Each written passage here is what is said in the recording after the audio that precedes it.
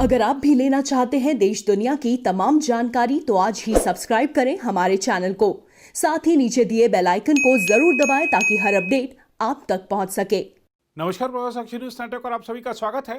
एक राजनीतिक चलन पिछले कुछ समय से देखने को मिल रहा है। मोदी सरकार के कार्यकाल में यदि किसी पर घोटाला मामले में या अनियमितता मामले में कोई कार्रवाई होती है तो उसे देश में असहिष्णुता नजर आने लगती है, उसे लोकतंत्र खतरे में दिखाई देने लगता है। ऐसा ही कुछ अमर्त्य सेन के मामले में भी देखने को मिल रहा है। विश्व भारती विश्वविद्यालय परिसर में अमर्त्य सेन के जमीन पर कथित अवैध कब्जे को हटाने की प्रक्रिया क्या शुरू हुई। नोबेल पुरस्कार विजेता अर्थशास्त्री अमर्त्य सेन को देश में चर्चा और असहमति की गुंजाइश कम होती नजर आने लगी। अमर्त्य सेन ने दावा किया है कि मनमाने तरीके से देशद्रोह के आरोप ठोककर लोगों को बगैर मुकदमे के जेल भेजा जा रहा है। हार्वर्ड विश्वविद्यालय के प्राध्यापक अमर्त्य सेन ने समाचार एजेंसी पीटीआई भाषा को ईमेल के जरिए दिए एक साक्षात्कार में केंद्र सरकार के 3 नए कृषि कानूनों के खिलाफ किसानों के आंदोलन का समर्थन किया है। साथ ही उन्होंने जोर देते हुए कहा है कि इन कानूनों की समीक्षा करने के लिए एक मजबूत आधार है। उन्होंने कहा, कोई व्यक्ति जो सरकार को पसंद नहीं आ रहा है उसे सरकार द्वारा आतंकवादी घोषित किया जा सकता है और जेल भेजा जा सकता है। लोगों के प्रदर्शन के कई अवसर और मुक्त चर्चा सीमित कर दी गई है या बंद कर दी गई है, ऐसा उन्होंने आरोप लगाया है। प्रख्यात अर्थशास्त्री ने यह भी कहा है कि असहमति और चर्चा की गुंजाइश कम होती जा रही है। लोगों पर देशद्रोह का मनमाने तरीके से आरोप लगाकर बगैर मुकदमा चलाए जेल भेजा जा रहा है। उन्होंने इस बात पर दुख जताया है कि कन्हैया कुमार, शहला राशिद और उमर खालिद जैसे युवा कार्यकर्ताओं के साथ अक्सर दुश्मनों जैसा व्यवहार किया गया है। अब अमर्त्य सेन को भले कन्हैया कुमार, शहला राशिद और उमर खालिद पर तरस आ रहा है, लेकिन इन तीनों की ही देश विरोधी बयानबाजी और हरकतों से जनता भली भांति वाकिफ है। अमर्त्य सेन जिस उमर खालिद का पक्ष ले रहे हैं वह दिल्ली दंगा मामलों का भी कथित मास्टरमाइंड बताया जा रहा है। बहरहाल अमर्त्य सेन ने दावा किया, शांतिपूर्ण और अहिंसक तरीकों का इस्तेमाल करने वाले कन्हैया या खालिद या शहला जैसी युवा और दूरदृष्टि रखने वाले नेताओं के साथ राजनीतिक संपत्ति की तरह व्यवहार करने की बजाय उनके साथ दमन योग्य दुश्मनों जैसा बर्ताव किया जा रहा है, जबकि उन्हें गरीबों के हितों के प्रति उनकी कोशिशों को शांतिपूर्ण ढंग से आगे बढ़ाने का अवसर दिया जाना चाहिए था।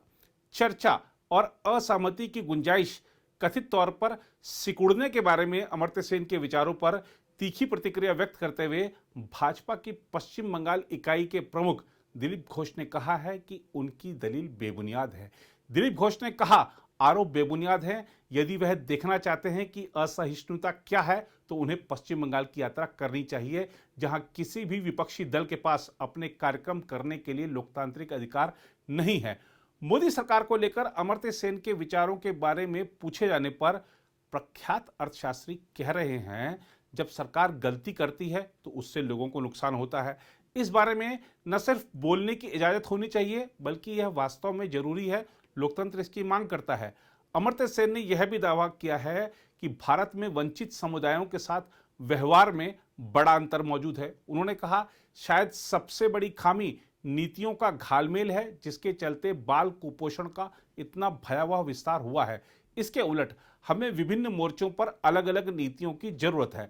कोविड-19 महामारी से लड़ने की देश की कोशिशों पर अमर्त्य सेन ने कहा है कि भारत सामाजिक मेलजोल से दूरी रखने की जरूरत के मामले में सही था, लेकिन बगैर किसी नोटिस के लॉकडाउन थोपा जाना गलत था। उन्होंने कहा, आजीविका के लिए गरीब श्रमिकों की जरूरत को नजरअंदाज करना भी गलती थी। उन्होंने मार्च के अंत में लॉकडाउन लागू किए जाने के बाद करोड़ों लोगों के बेरोजगार हो जाने और प्रवासी श्रमिकों के बड़ी तादाद में घर लौटने का जिक्र करते हुए यह बात कही।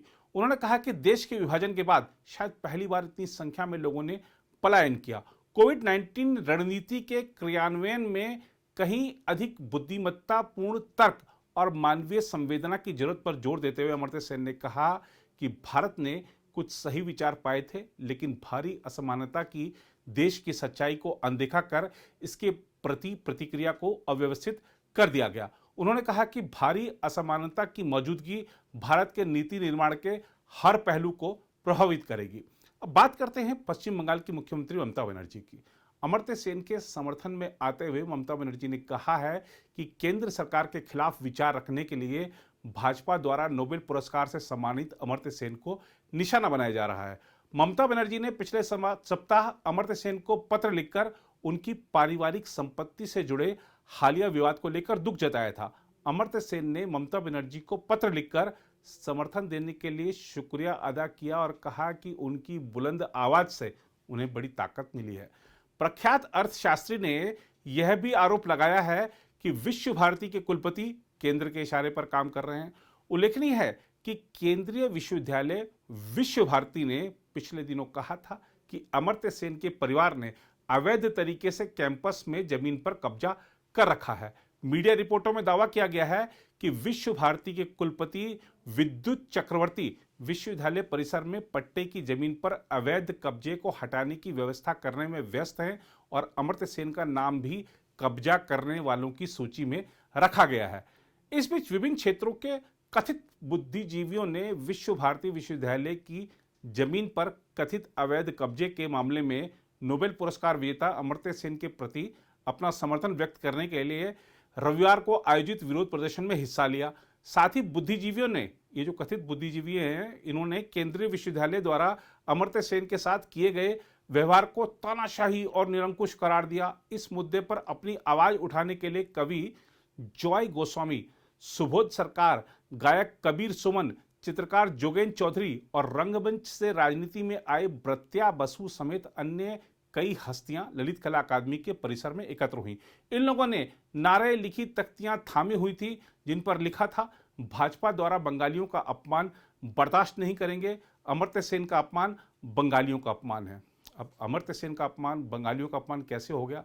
ये जो भाजपा अध्यक्ष दिलीप घोष ने कहा है कि अगर असहिष्णुता को समझना है, अगर असहमति को दबाने की बात समझनी है तो जरा बंगाल का दौरा करिए। तो अमर्त्य सेन को भी जरा एक बार पश्चिम बंगाल का दौरा करके हालात देखने चाहिए।